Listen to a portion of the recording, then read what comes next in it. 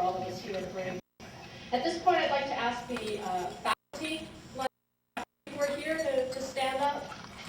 Council for MSU, Senior Class Council, as well as a member of the MSU ski team, and he was also a member of the MSU homecoming court this past October. It seems as though all of us have known Andy or got to meet him over the years. Ladies and gentlemen, Andy McCoy.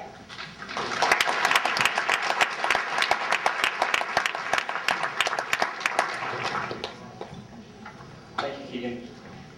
Good morning, parents, friends, faculty, staff, and the class of 2004.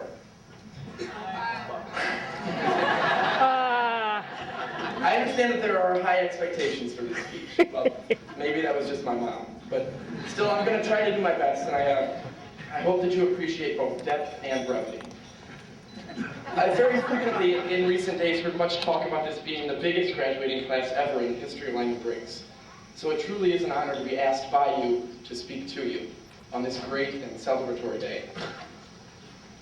4 years ago, I came to Michigan State in the Lyman Briggs School. Moving away from home was, of course, a little scary.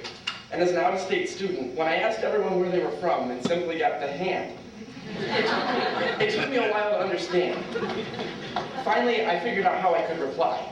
As a good Hoosier from the great state of Indiana, I could simply point and say that I live right here.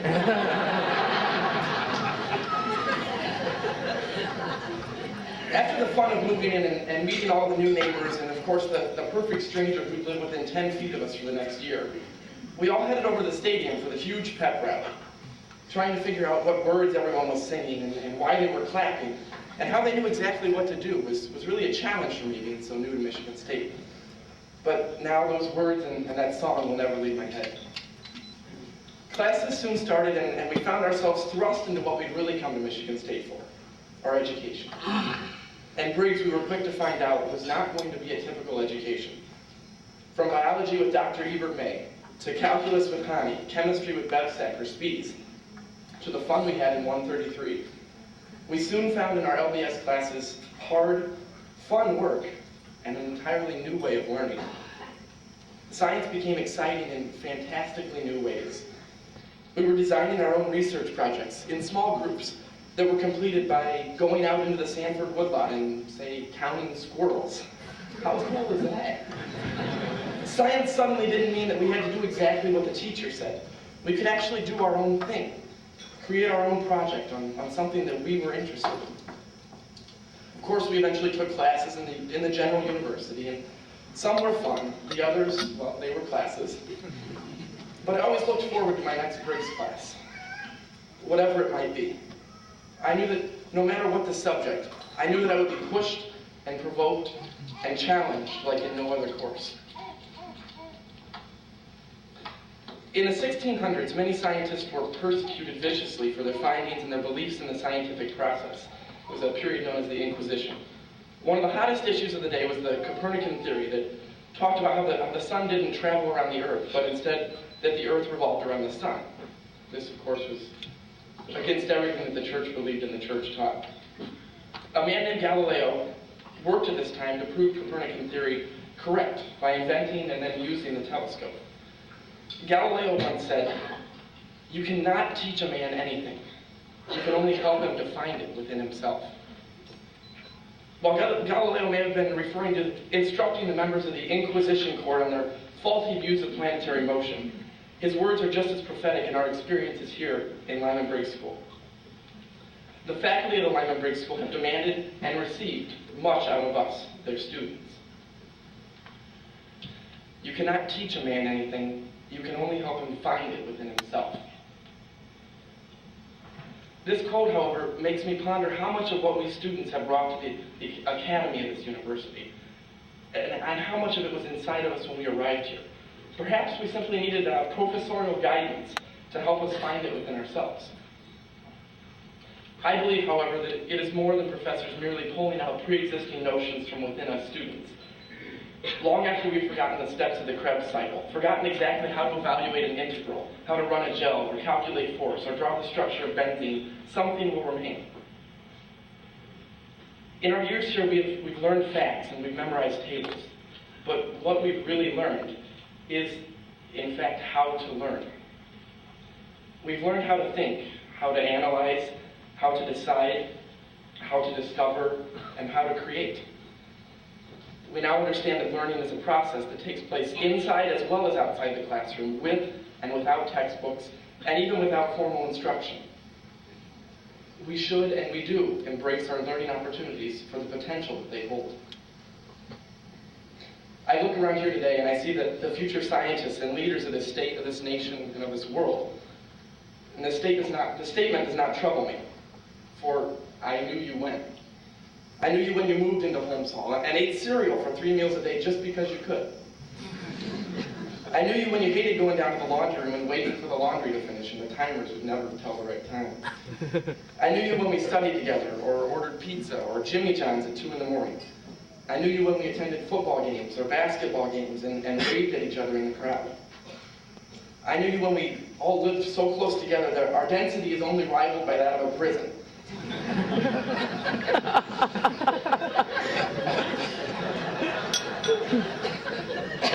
I knew you when we grew, and when we went from being children to being men and women. I, for one, feel that each one of us is well prepared to handle any hurdle that may be placed before us. We know how to learn in order to overcome any obstacle, no matter its size or scope. We know how to find it within ourselves. Thank you very much.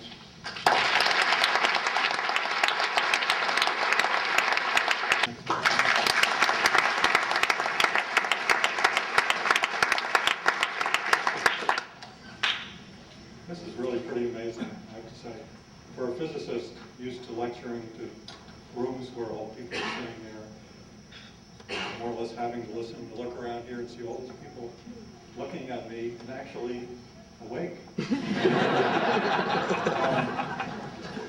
I really count this as, I've been, as a successful scientist, made many talks all around the world. I count this as one of my best occasions ever. And actually, I know why the students picked me to speak. I'm pretty famous for never running over. On the other hand, it's 50 minutes.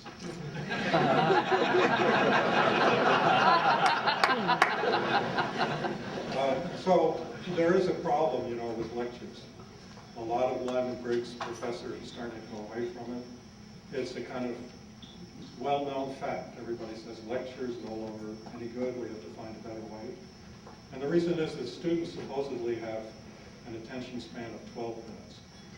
And that's, that's a studied phenomenon. And, having taught many lectures and looked down the room, for some students it's not that long. And I think some of you parents might look at your son and daughter now and see if he's already tuning out. I do have a plan to make use of this before lectures disappear completely. If they might. And that is to find out what the mental state of the student actually is. So I'm looking for a colleague in the medical school who might help me attach electrodes to the heads of the back 4 rows. Find out whether it's a coma, a persistent vegetative state, or possibly a state of minimal consciousness. Because the eyes are open. See that? Maybe it's a whole new form of consciousness. Write a paper on it. I actually am at the end of my research career. I made a decision to go into physics 50 years ago, mainly because I had no more time to change majors one more time. And I've actually done fairly well. And that's why I think the title of my talk, I think I finally have learned something about life from being a scientist. And so I'm just going to tell you what that is. And most of you know it already, it's nothing profound. But I want to illustrate it from a few things that happened to me during my scientific career, both good and bad. The story sort of begins with a graduate course I was taking at Wisconsin, which was incredibly boring mathematical stuff. You have to realize, when I was in graduate school, there were no calculators, no computers, and most important, no Xerox machine. You either went to lecture or you had to copy somebody else's notes, so you went. And I had this one professor who filled the board with equations. He was a very famous guy, and he just came in and math. We just copied it. And one day I looked at my notes and I realized that after an hour, the equation he just derived is the one he started with. And so this is very unusual also in those days. I raised my hand and I said, "Professor, where is this going?" And he left the classroom immediately. He looked at me, left the classroom immediately, and went home and had a nervous breakdown. True story. Now, what happened to this guy to do with what I'm going to tell you about. He had the habit of reading physics journals thoroughly from beginning to end, particularly Physical Review Letters, which is the main journal with all the interesting stuff in it. And he used to rederive every equation. So he was like the last man on earth who really knew everything that was happening in the world of physics. From then on, everybody has to accept other people's word. So science has become a lot like religion.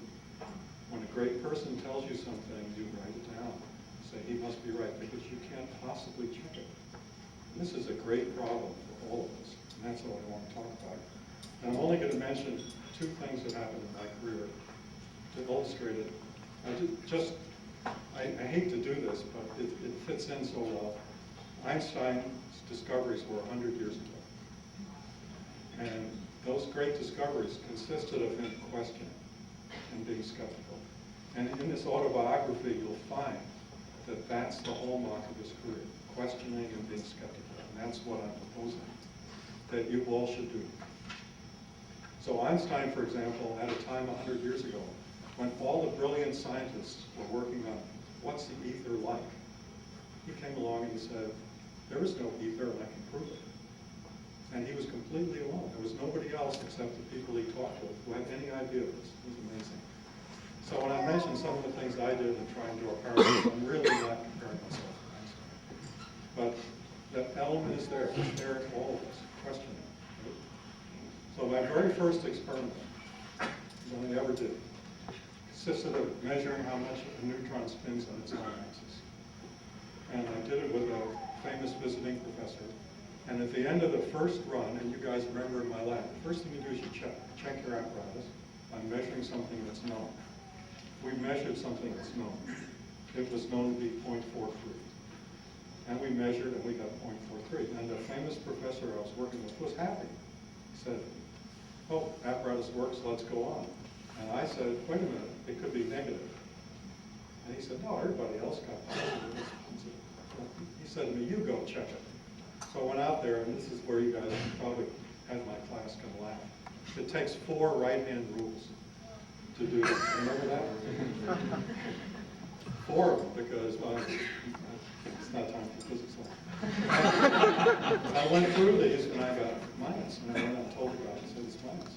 He said, it's impossible. He went out. And then we got the big shot professor, he went out. Sure enough, we disagreed as completely as you possibly can.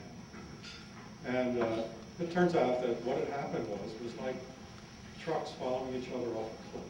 All the previous measurements had not checked the sign, and I had actually questioned as a first-year graduate student. And I was very proud of myself, and the professor came to me and he said, this is fantastic.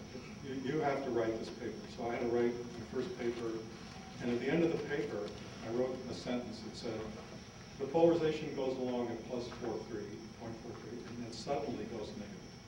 And this must mean a resonant state. Right, guys? Resonance? Okay? So, I wrote that in, and when I handed the paper in to my professor, I could hear the laughter in my office way down the hall. And he and the other professor came in my office and just made me feel awful. Because they said, you're talking about an excited state of a fundamental particle that they can't have them. It's ridiculous. This is an alpha particle. And they were laughing at me, and so I removed that sentence. And about a year later, somebody else was able to show that the alpha particle had an excited state using my data. So, 1 for 2, except the first one was a Bundt single, and the second one was a strikeout with the bases loaded. It would have been an amazing achievement. And so I learned something from that all through my career. Go with your first instinct and question, not in a nasty way. But I believe, looking back, I could have told the professor, well, let's think about that a little bit. It has structure, could be. Anyway, okay. So, what do I want to say?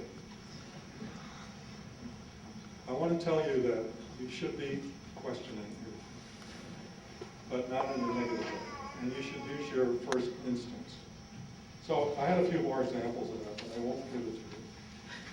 I will tell you one mistake I made. You can't get to be famous or known by proving other people right. That's just an unfortunate fact of science and human nature. So you can make a lot of progress by proving people wrong. And you should probably, people are saying to each other, oh, this is crazy, because scientists are always right. They make hypotheses, they check them, and they prove them. It's not true. It's absolutely not true. If your first instinct is, there's something wrong with it, don't let that go. That's no real point. Now here's a mistake I made. A Nobel Prize winner, well, it wasn't a terrible mistake. A Nobel Prize winner named Eugene Wigner produced an equation. And I looked at that equation and I said, I'm the only person in the world who's going to check it. And I spent 4 years of hard work and developed all new techniques using magnets to check this equation. And in the end, I had 33 examples and they all worked. And then, what was I going to do? Well, you write a big long article. So I did write a big long article. And in the course of writing that article, I realized that the equation had no content whatsoever. It could not have not been true. It was just absolutely trivial. And so, I had to write that paper really carefully, which is why it's good to learn how to write. Write that, so nobody ever who read that big review article ever realized my disillusionment. Okay, so one of the famous things that I do when I lecture is I ask the students a question. And if they get it right, they dismiss class. And if they don't, I threaten that they have to stay the whole weekend and work it out. So here's my question. Only graduating seniors can answer. Are you going to go out in the world and question everything the authority told you, or are you just going to believe everything? So all those who think they want to question and use their own mind, raise their hand. Okay. And those of you who want to, who think you should just go on following what any scientist tells you blindly and believing. Okay, well, I guess we're going to have to stay. Sorry, I mean, you thought you were going to graduate. I mean, you believed me, didn't you? Okay, so, now before I quit, I should give you one trick that I did. It dawned on me one day. Here's the trick. If somebody says to you a phrase which begins, I am absolutely sure, or I'm completely convinced, that means he hasn't the slightest idea. I mean, honestly, it sounds funny, but watch what happens. I mean, really. Now, suppose, this usually means, I wish this were true, I hope it's true. I think it might be true, but it doesn't. A scientist would not get up and say, I'm completely convinced. That's not scientific. So if I have a sentence like, I'm completely convinced, I'm absolutely sure that every graduate from Lyman Briggs will go out and do extremely well in their chosen field and come back and visit us many times. That sounds wonderful, right? But you know what I mean. It means that, I hope you will. But you might. It's pretty clear a lot of you will pursue dead-end paths and have to change fields. Some of you will have health problems. Some of you just won't do well in the chosen field. That's the way life is, right? So I'm not convinced you'll all do well. But my final sentence is, all the faculty and staff, you notice I don't say I'm convinced, all the faculty and staff in Lyman Briggs hope and wish that you all do extremely well and come back and visit. Thank you.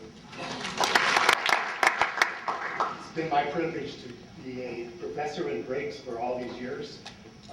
The students are just phenomenal, the faculty, staff. could go on forever, except that's not a good idea. So I'm stepping down to set a good example for my dean that will continue as the associate director for 3 years. Again, thank all of you. You have made my life just wonderful. Thank you.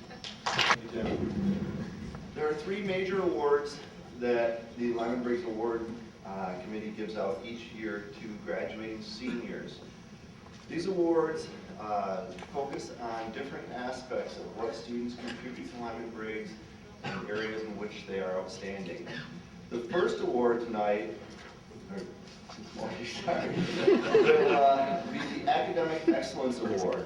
Recipients must demonstrate an exemplary level of academic achievement and completion of a rigorous course of study, as well as intellectual involvement within their chosen major or field of concentration, and concern for the human aspects of their field of study. To present these awards, Dr. Jim Smith will present them. Hold it for you. Okay. It's really fun to teach in Briggs, and it's really fun to be up here giving out the Academic Excellence Award.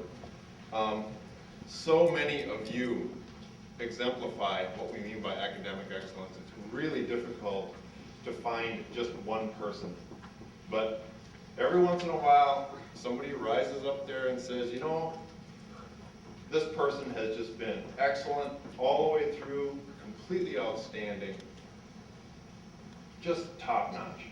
And so for all of you guys that have done a great job, this particular person is kind of the personification of your own academic excellence. So where do you guys find the time and energy to do all this stuff? The person that I'm talking about has a dual degree in biochemistry and in physiology. Every one of you has gotten a lot of 4.0 grades in your career here. This person has not had one single 3.5. Because of this, Perfect 4.0 has the award from the MSU Board of Trustees. In addition to that, has been scholarships and awards as long as my arm. I swear. I mean, you look at the CV and it's just amazing. Tower Guard, Mortar Board, Augenstein Scholarship, Phi Kappa Phi. This year, the Featherstone Award. We had a winner of the Featherstone Award here. It's been fun. But it goes to more than that. It's more than just academic achievement, as the award points out. The person's been involved in research in biochemistry for 2.5 years, has ended up with her name on a publication in Nature Biotechnology, one of the world's finest journals, and is going off to a slouch institution in Boston called Harvard University, graduate work in biochemistry and cell biology. Has been the president of the Biochemistry Club, not only joins it, but is the president, is in Mortarboard as the president, and has not only done that, but has done service to the community by being the president of Mosaic over in the Honors College, which is minorities offering students an interactive community. So we want to also emphasize the community service aspect, and it's particularly unusual for somebody who's going off to graduate school who doesn't necessarily need any service to really take that time and give back to the community. The medical students, the dental students, they always say, what have they done? What have they done for service? The graduate schools, all they say is, what research did they get done? And that's basically what they want to see. Can I chain this person to a lab bench and make them work? Sad but true. The other thing that really impresses me is alternative spring break. I'm really impressed when students will take that week during the spring and take that time to go and do something of service. In this case, the student in question has gone both to Puebla, Mexico, and to Puerto Rico. To top it off, first person in her family to get a college degree, came here from China at the age of 5. Wow. A very courageous person, Su Ling Ying.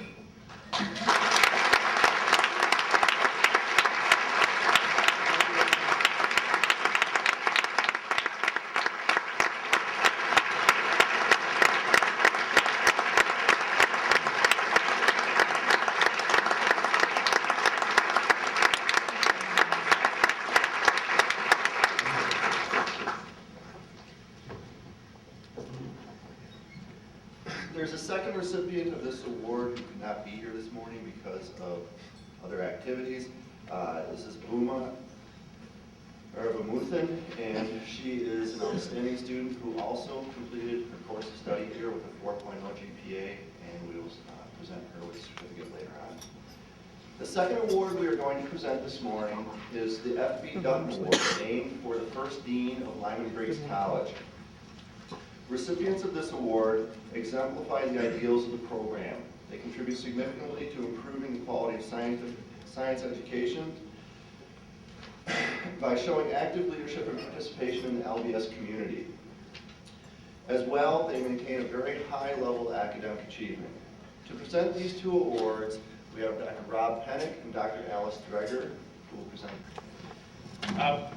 Just before I present this one, though, as Secretary of the Phi Beta Kappa chapter of MSU, I want to make sure that we recognize the Phi Beta Kappa initiates this year from Briggs. We had quite a few of those students. Could stand up and be recognized here, please.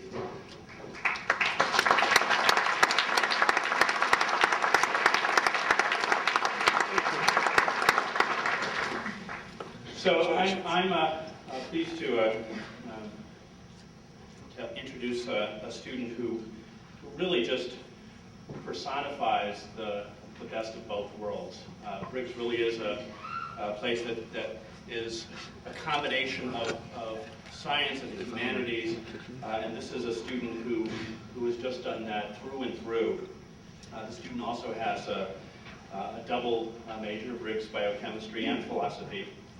Has been involved in several overseas biology programs, has done research, but has also been involved in the literary scene and in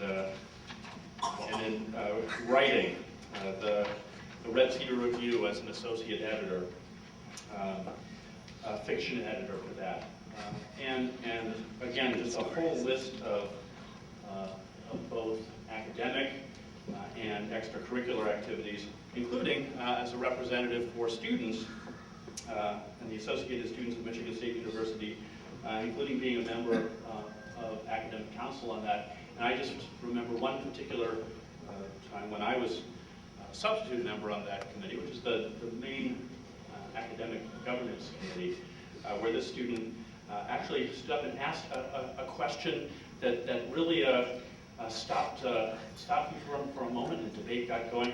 And faculty never do that in this meeting. For anyone who knows about that particular council, this was a great role model for faculty members. The other thing about this student, I was pleased to meet him by having a couple of other faculty members from other departments give me a call and saying, there's someone who's interested in taking your class, it's full, you really should give an override to this student. And I've never before had two different faculty members call in and say, you really want to have this student in your class. And I did, and gosh, I'm so glad that I did. This was a student who just contributed so much in terms of maturity, just a love of learning, the way in which he interacted with other students was clearly a role model for the kind of person that we think of as a Briggs student. So this award goes to Vinay Prasad.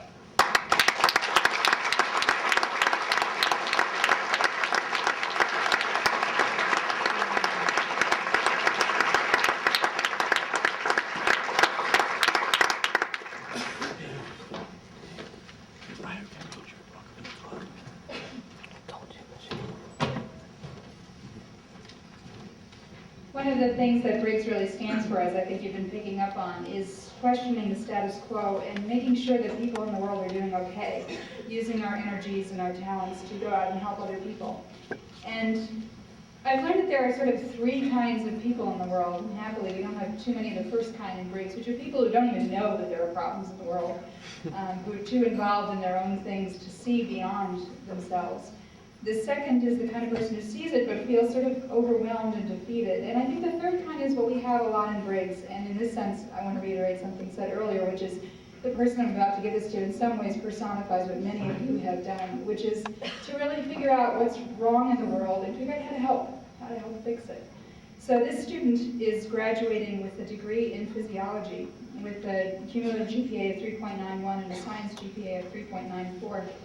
And actually, I know that he's very careful about his grades because he almost took a course with me, but it might wreck his GPA, so he didn't. Because my course was going to be an add-on, and it was going to be too much work. And I agreed. I thought, wow, here's a sensible guy who knows how to focus his energies. And so it was a pleasure for me to keep working with him outside of classes, because what he wanted to do was really make sure he was balancing his academic work with his service work in the world. And that really impressed me, that he was really focused on the idea that he would have enough energy to help other people. He's been a mentor, as many of you have been, in the university residence hall system. He did research in neuroscience at Yale University last year, has worked with physicians, has done many volunteer experiences. I can't list them all for you, but has been a tutor, and has also, in my own personal experience, the way I got to know him, has been a leader in the Briggs Multiracial Alliance. He's been the president of the Briggs Multiracial Alliance for the last year. And he now knows who I'm talking about, because he knows he's the president of BMA. Sean Wahab has been an extraordinary leader in terms of issues of race and ethnicity and diversity within Lyman Briggs. Every now and then a group of students comes in who are extraordinary leaders in that way, and we have an amazing group. Kent Workman, who's worked with me, would agree with this. An amazing group of students come up in the last 2 years or so who just took leadership.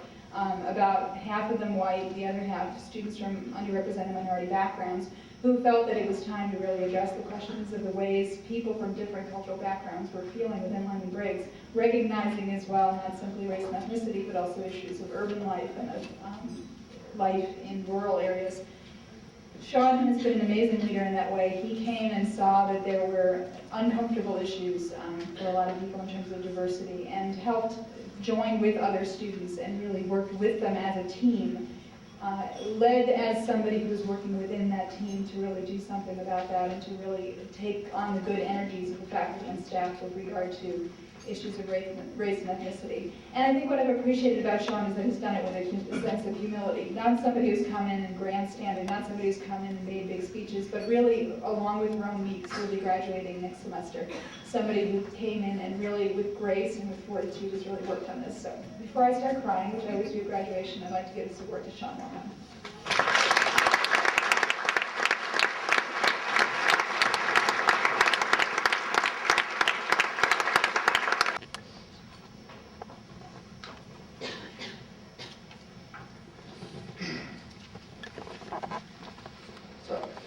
When students come to Lyman Briggs, they often come with a very focused idea of what they want to do. Many of them stick on a very narrow path, knowing that this is what they're going to do and knowing how to get there. Some of them take a different path, trying to broaden their experience here as much as possible. The first student recipient of this year's Lyman Briggs Outstanding Alumni Award, Lyman Briggs Alumni Outstanding Student Award, is someone who came here knowing upon arrival that he wanted to be a dentist. So he decided he was going to go study abroad in Panama with me, and students were required to come up with an independent project for that. I expected this student to come up and say, well, I'd like to look at maybe how the teeth of people in Panama differ from the teeth of people here in the United States. Something like that, because many of the conversations we had were focused on his interest in dentistry. When he came up and said, I want to interview park guards at the national parks in Panama to understand how they can serve and protect the natural resources of Panama, it really blew me away. And I looked at him and said, well, how's that going to help you get into dental school? And he said, why is that the most important thing to me? I'm here to get an education. I'm very interested in learning about bigger things. He did an outstanding project on this. Interviewed several park guards and really came away with a broader understanding of things. The next year he decided to go to Nicaragua with me. And again, I wondered why he was wanting to go to Nicaragua. He'd seen Panama. If he was just interested in going on to be a dentist, he had a broad enough experience at that point. But he really has a sincere understanding in knowing how different people live in the world and the world works around them. So, the person I'm talking about today, for those of you who don't know, is Tim Wenslaw. Tim's goal, since he's been at Lyman Briggs, has been to get as much out of life as possible and give as much back as well. In Lyman Briggs, he's contributed a spirit and dedication that is outstanding even among the many excellent students we are honoring here today. Tim has participated in countless student organizations, in many committees in Lyman Briggs, and really has gone the extra mile to make sure that Lyman Briggs was an excellent place for all of us to learn and study. It is with great pleasure that I present the 2005 Lyman Briggs Alumni Association Outstanding Student Award to Tim Wentzlaw.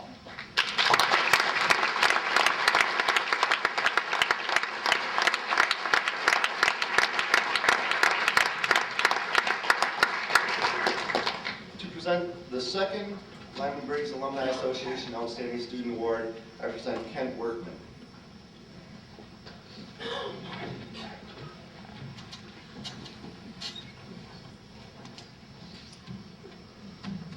It's really a pleasure for me to be able to present this award to this individual.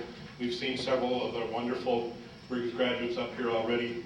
Many of the things said about them would hold true for this person as well.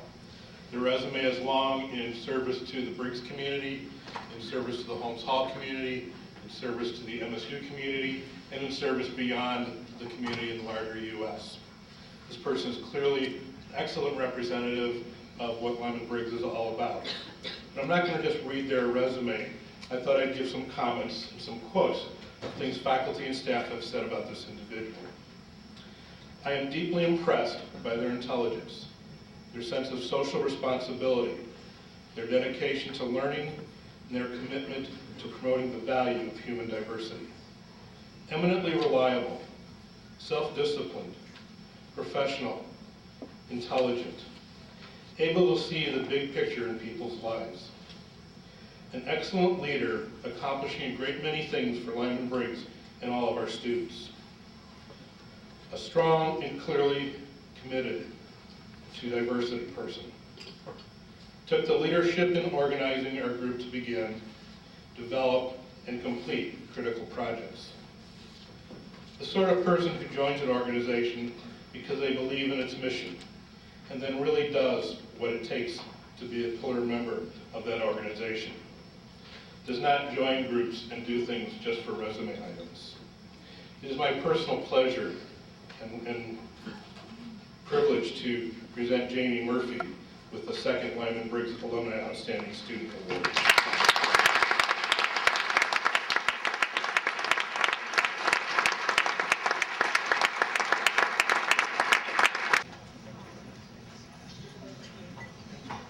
Katie Loveland.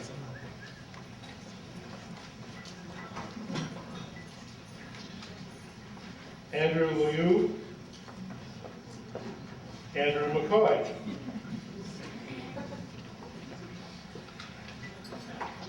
Rebecca McKernan.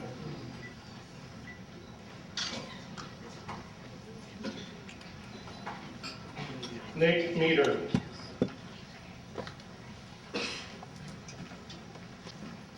Catherine Poning.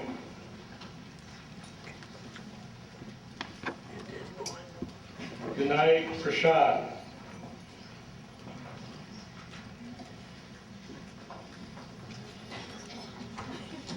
Jeffrey Quinn.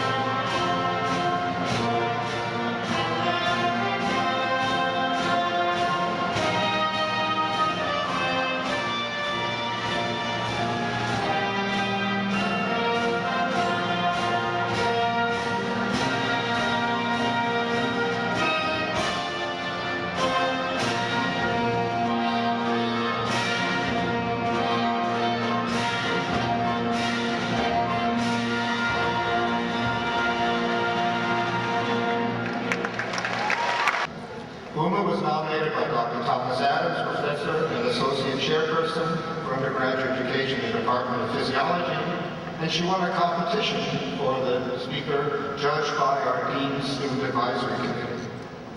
UMA is a Lyman Briggs School student who graduates today with a BS in Biochemistry and Molecular Biology and a BS in Physiology with a specialization in Bioethics, Humanities, and Society.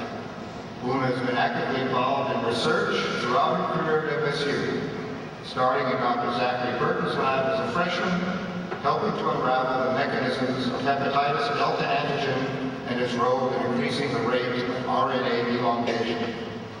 UMA has also taken her research abroad under the direction of Dr. John Schwartz, studying physiology and diving patterns of the deep-diving Weddell seal in Antarctica. UMA has distinguished herself by earning the Marianne Goldwater Scholarship last year and becoming a Marshall Scholar this year. UMA will be heading to Oxford next year and then returning to Washington, D.C. to complete her PhD with the National Institutes of Health. It is a pleasure to welcome Una Rabamutu.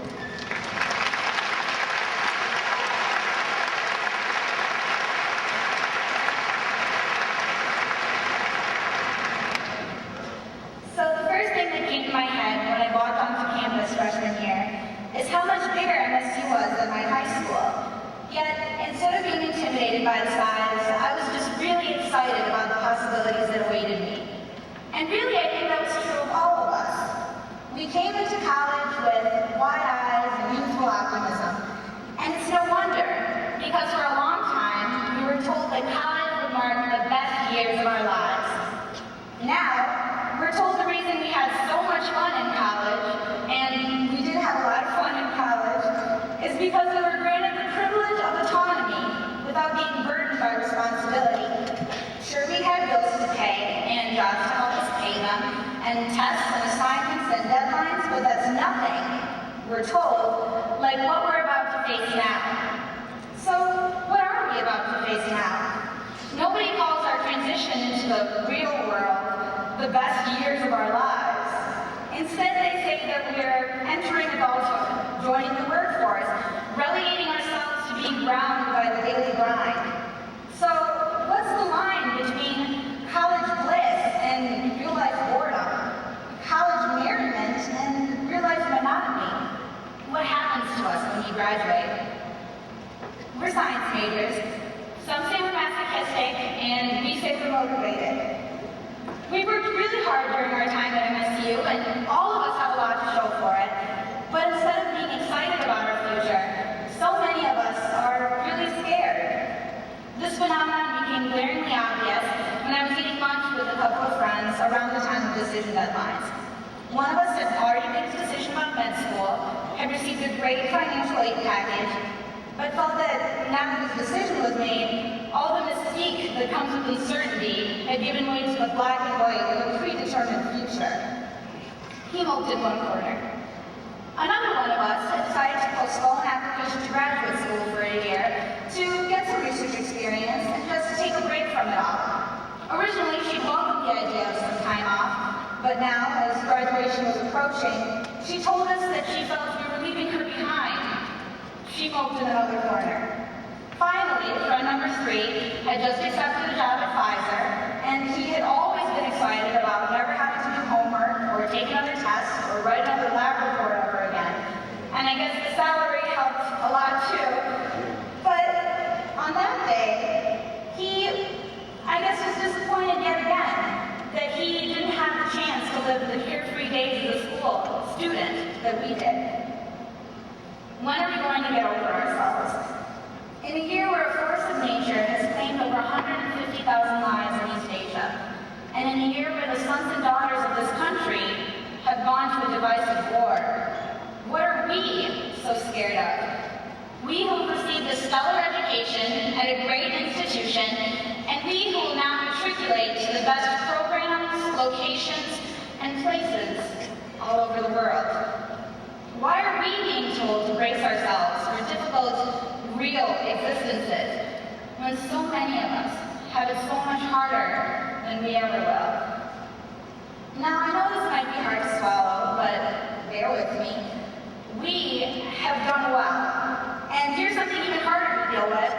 We will continue to do well after we leave MSU. What faces us now that we're leaving is success. The line between college merriment and real-life monotony doesn't get magically drawn on graduation. That line is self-determined, and we are only what we believe we are. I hope that tomorrow, when we drive off MSU's campus into the real world, and we realize that the real world is a lot bigger than MSU is, we'll be more excited than anything else. Thank you.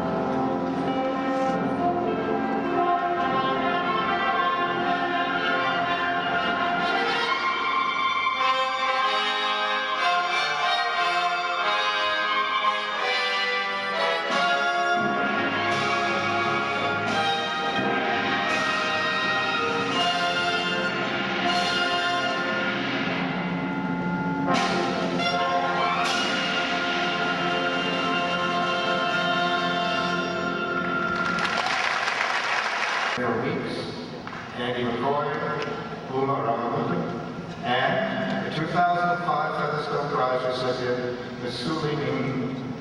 Please come forward.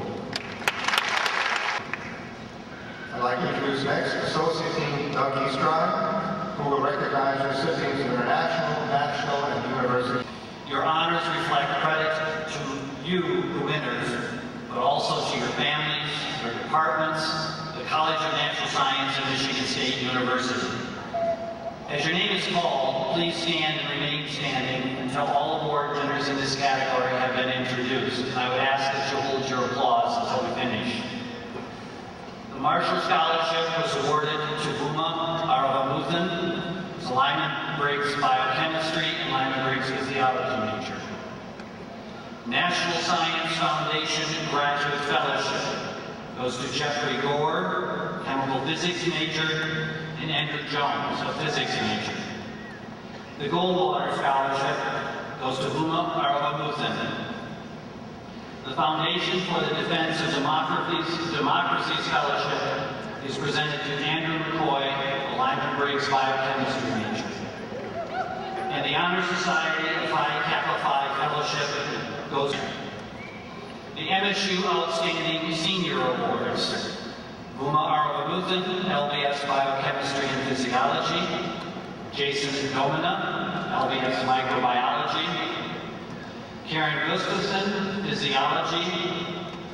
Lisa Marie, LBS Physiology major. Andrew McCoy, LBS Biochemistry major. And Vinay Prasad, LBS Physiology major. Second, I would like to acknowledge the leadership